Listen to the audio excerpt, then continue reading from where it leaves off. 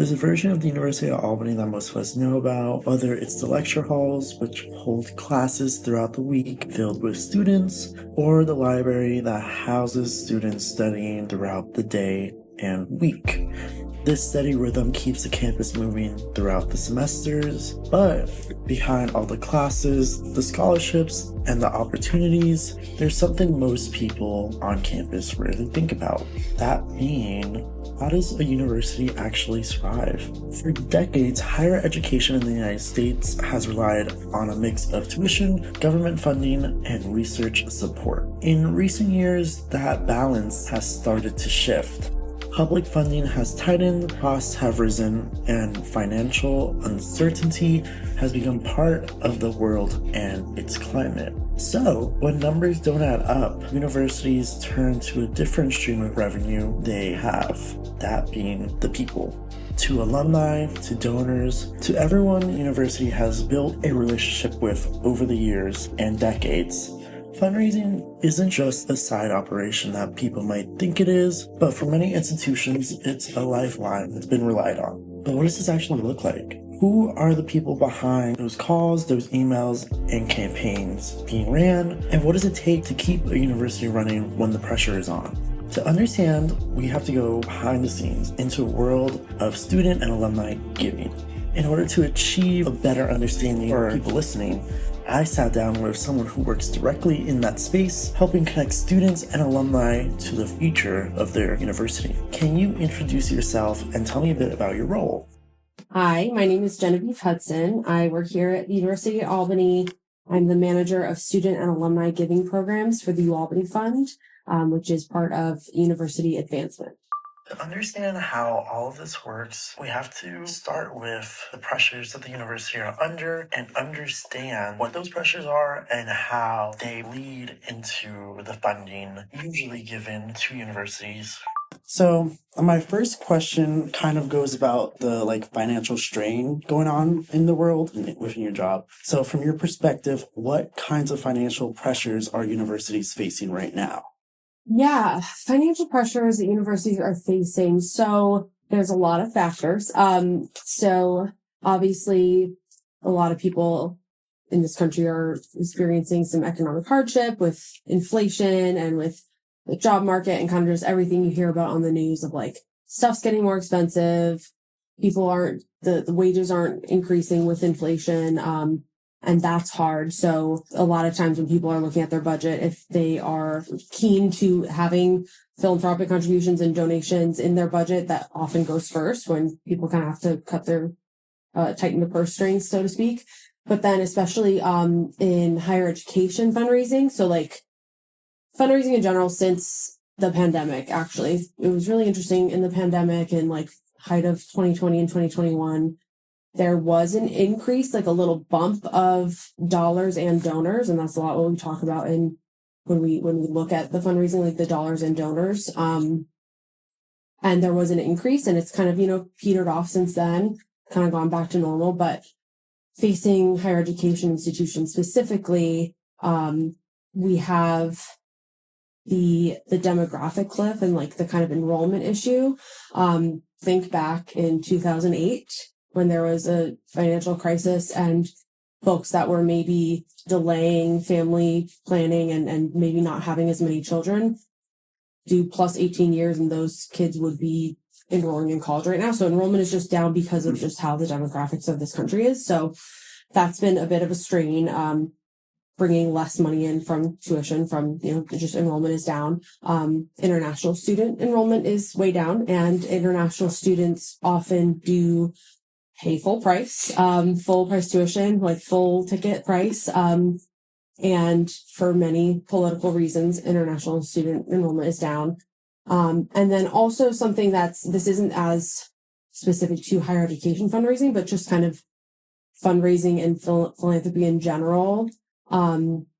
There's kind of it sounds a little morbid, but something kind of aging out where a lot of the high level donors are, dying. They're passing away. And a lot of times, we do have a very substantial planned giving department here at the university where people leave us in their will or in a bequest And that is substantial and very helpful in a lot of ways. But once you get that, and when people are kind of just the way that economics are, like a lot of the boomers had a lot of extra wealth and stuff, and a lot of the Gen X and millennials, they just don't have that culture of philanthropy as much. So the donors are lessening in that way as well. So there's lots of factors. Over the years, these pressures haven't stayed the same. Over time, the financial landscape has shifted in ways that are hard to ignore. In difficult times, when fundraising becomes uncertain, the effects aren't abstract, they're more immediate and very much felt within these departments that deal with fundraising. So they show up in work, in the outreach, and the urgency behind getting these funding. Yeah, that's interesting. So we kind of are always keeping an eye on things in that way, trying to see trends and kind of keep up to date with. I know you were talking about how innovation plays a role in fundraising, and we do a lot of, especially in annual giving. Our department is trying to get folks that give annually, and that can be anywhere from $25 to $1,500, and kind of that sweet spot of the bulk of our donations come from that. And then there's, the major gifts and the planned giving. It's all a piece of the pie, but really a large chunk of our annual support comes from the small donors. And so we can see trends. We report annually, we kind of look at things monthly, and trying to keep up with like how to engage people more. It's a lot of times, usually a lot of conversation lately around higher education fundraising too, is that how to engage the younger alumni. And so that's a lot of what my job is too, because I'm manager of student and alumni giving. So we try to do a lot of education with the students while you're still here, of like why we do what we do. And that's a big part of the class gift and the generosity accord program, to kind of instill that, because the younger donors are kind of getting lost because they don't see like why it's important. And we see that very clearly. That's a trend that we see a lot, that is like concerning, and just we want to address it because we want to just educate people. At its core, there's a focus on these alumni and former students who have their own connections to the universities. So what actually ends up motivating them to say yes? Yeah, that's interesting too. That's another thing too, when people talk about philanthropy and giving back for like my generation, your generation, a bit like the Gen X millennial, is people are very interested in causes and played in like GoFundMe culture of like they want to know that their money is really being impactful and really being worth it. So what we try to do for talking with people that have affiliation with the university, with maybe it was years ago, maybe they're recent graduates, maybe they're a parent, just trying to find that connection of like what they care about the most. That's why we talk a lot about donor choice and, maybe what were you passionate when you were here? Maybe you like, we have so many data points on our alumni and parents, and we see, what they majored in, all the activities they did. But if we just call people who were in the School of Education and say, donate to the School of Education, maybe that wasn't their most exciting or engaging part of their college experience. Maybe they were on the club soccer team, so they want to, donate to intramural sports, and kind of like have that, a lot of that idea of like continuing the legacy of like supporting future Great Danes, that they have experiences that you had.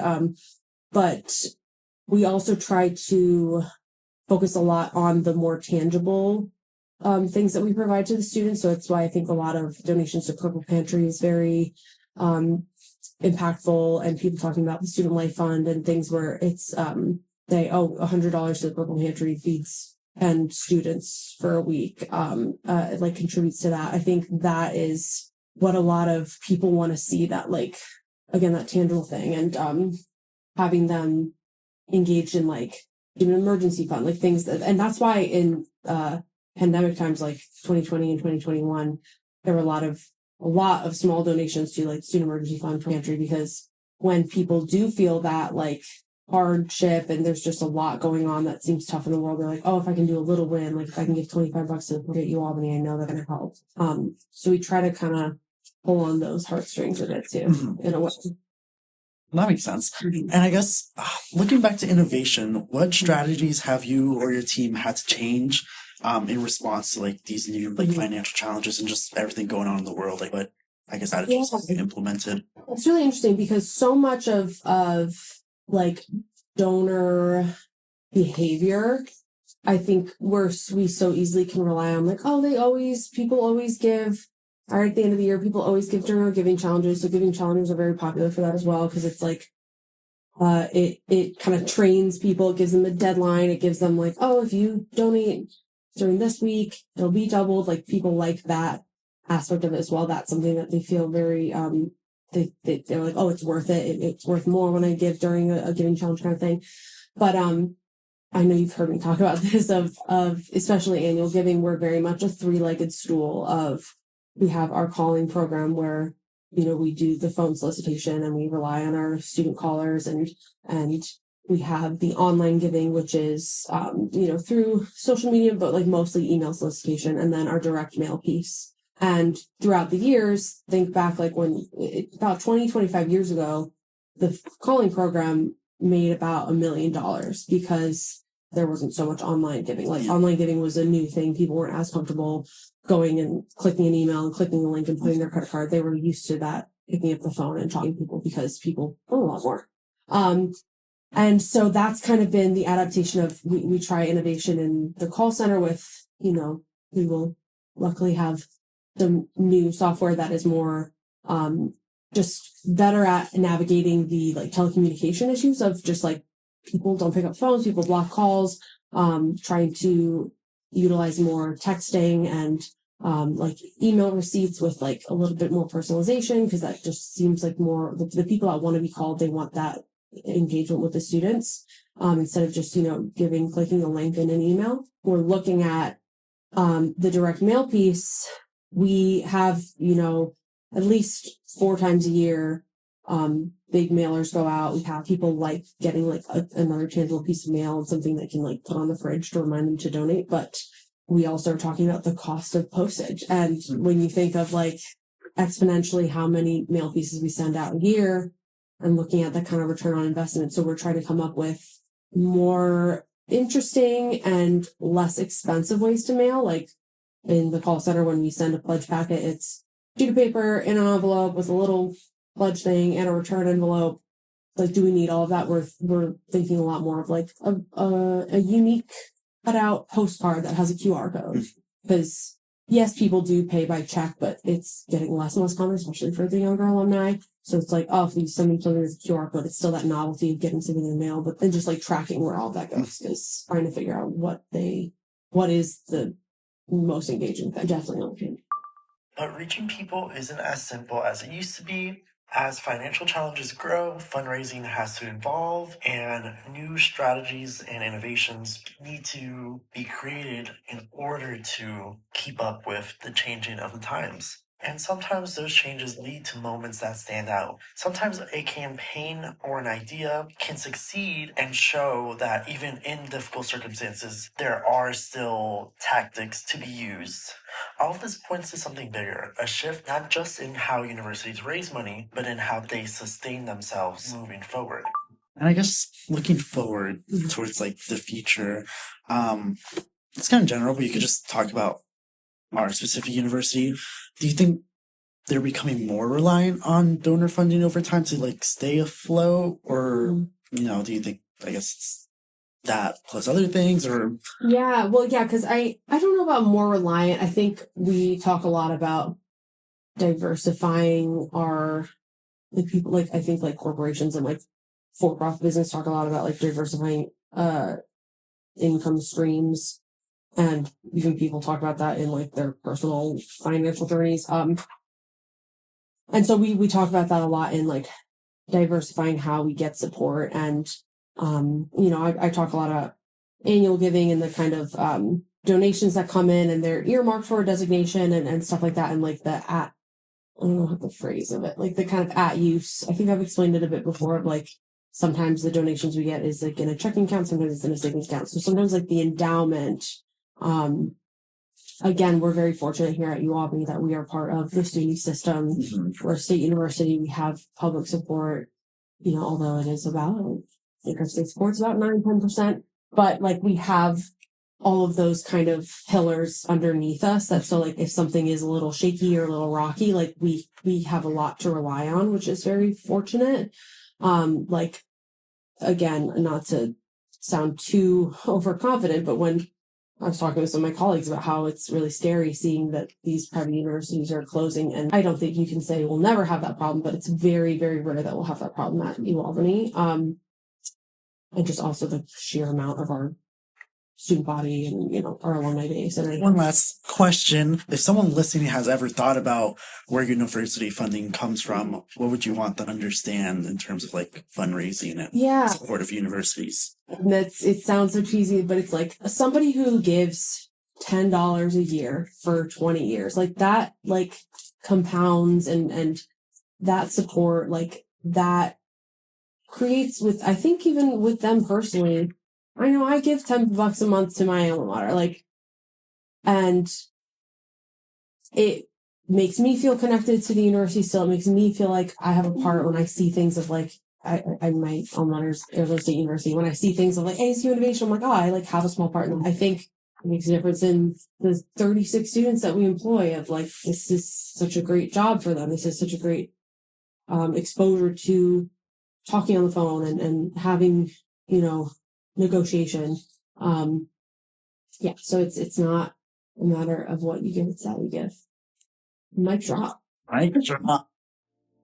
Speaking with Hudson provided great insight into how the administrative level of this department deals with these challenges and comes up with new strategies, as well as the overall history and meaning behind this kind of work. But when pressure builds and times change, they don't just stay at the administrative level. Instead, they ripple outward, shaping the way fundraising happens on the ground outside of the higher ups. In order to see what this looks like in practice, I spoke with someone working on what I would like to call the front lines of fundraising, not an administrator, but a student worker. Someone who is balancing classes, work, and the responsibility of asking others to give back. So now, can you introduce yourself and talk a bit about your experience at the university so far? Hi, my name is Jolene. I'm a senior at the University of Albany. I'm studying sociology and global studies. My experience at the university has been a lot of ups and downs. I took a semester off my fall semester senior year. I took a semester off for that, just because I had issues with like my finances and paying for college. But I'm back now and finishing off my education, and I'm enjoying my last semester. Yeah. Like many other students, their experience hasn't been linear. Financial pressures isn't just something they talk about on the phone. Instead, it's something they've lived through themselves. Since you've been working there for 2 years now, given our current political climate in the world, would you say trying to ask for donations has been difficult for any reason, or have any issues come about because of how the world is in terms of the alumni you speak to? Yeah, I think that it has definitely gotten harder. I think there are two reasons why. I think number one is that we do these calls over the phone. So I think there is like a larger disconnect. Like, yes, we utilize technology to connect to people, but you can utilize technology. You still need that human connection though. And I think not a lot of people pick up our calls to begin with. And people being unwilling to like pick up the phone and give another person like a couple minutes of their time. I think that's something that's rare now. The second reason is also just like the economic state of things. We also call parents or recent graduates. Those two demographics are, I think in my personal experience, most likely to cite that they have financial difficulty. For recent graduates, it's that they are in between jobs or they're working a job that isn't in their career field and it's not paying well. There's just like a low wage job that they just got just to get. And then for parents, I think a good amount of parents either say like, oh, the tuition I pay is enough, or I'm paying for my students' tuition and I also have 2 kids and I have to pay rent, or oh, I'm in between jobs, or oh, like I just can't afford it. And I think it's really sad because sometimes we go down to even like the $10 level, and it doesn't seem like a large amount, but for certain families and people's certain financial situations, $10 is a lot to them, and it makes a difference to them. And what do you guys at the university call center? How do you get them to motivate? Like, how do you get donors motivated to donate during such difficult times? I think that's something that we've been doing is when we give alumni and parents of students updates about the school, we try to not give updates, or at least I try to not give updates about academics, because I don't really think that's what is interesting now. I think what does grab a caller's attention is when we tell them about like our quality of life at UAlbany and how UAlbany has directed more funds to our everyday quality of life. So for example, like the new gym that we have and how much like programming goes into that. They also like hearing about like the food pantry, how the university is supporting those facing food insecurity. So it really is just assessing the vibe. Do you think you can describe a moment where you might have saw a direct impact of donor support? I could think of a negative impact. I think my major, sociology, is extremely underfunded. There are a lot of institutions that we used to have in sociology, so I'm thinking like centers for like research, centers for like migration. And again, this is like tied back to like political climate, that there generally is a lesser funding, federal funding for social sciences. But I also think that donors have like followed that loss in federal funding trend, and they've also in turn donated less towards these majors. And would you say, do you ever feel like a tension between the need to raise money with trying to maintain like an authentic relationship with the donors you contact? I feel like I used to have that tension, especially during my first couple of months in this job. And then I sort of just let go of that expectation, because if someone is willing to like donate and make a change in our university, and if someone really believes in the future of our university and in the future of like the current students, then it shouldn't take that much convincing. Like it shouldn't feel like I'm pulling like a tooth. Could you talk a bit about any, I guess, like challenges or campaigns you do that kind of like incentivize people to donate more than a usual time period? We have this thing called March Matchness, which is for 2 weeks in the month of March. Donations to any part of the university is doubled, matched by PepsiCo. Donations to certain programs, such as like the School of Business or like certain sports teams, they are special designations, they get tripled.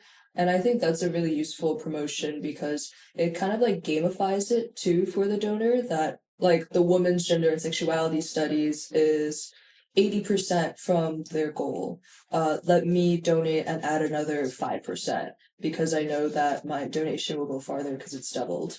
So I think that those are beneficial, but I think they just replicate the donation disparity that we see. And what I mean by that is that funds such as the Mastery School of Business, again, they're usually the first to get funded, or sports teams with like wealthy players, those get like fulfilled pretty quickly as well. And then it's sort of like a struggle to see like the School of Social Work or like the food pantry reach their goal. Looking beyond the calls, the campaigns, and the strategies, there's also another side to this story, a very important side, that being the students who are living through it and paying to be here. I spoke with Jasmine, a rising sophomore who is navigating not just school, but the financial reality that comes with it. So, Jasmine, can you introduce yourself and talk a bit about your experience here at the University of Albany? My name is Jasmine Alcantara. I am a sophomore majoring in early education and childhood. My plans are to become a elementary school teacher and later further my work with speech pathology. So far at Albany, it has been a roller coaster of emotions. I think I live a unique experience where I'm not just a student, but also a worker. I work 2 jobs outside of my schooling, and I also own an organization on campus. It's called Unplugged Discussion. And so I guess what have some of your biggest challenges been like that you face while being here? I would say my biggest challenges so far at this school has definitely been financial. I feel like because I pay for school alone, like I sometimes find myself working more than I'm studying. And I guess now thinking about like funding, before this, had you ever thought about where the university's funding actually comes from? Yeah, I always was wondering where the money was coming from for the school, just because like as a low income student, like you're always wondering like why they can't give you more, especially financially. Or just in scholarships or grants. Like sometimes I talk to students and like they don't even know what's on their e-pay. Like they don't really understand what scholarship is going for what can be taken away for like the slightest reason. And then I ended up getting my donation calling job. And I guess before you got this job, do you feel like the university does a good job at explaining how things are funded?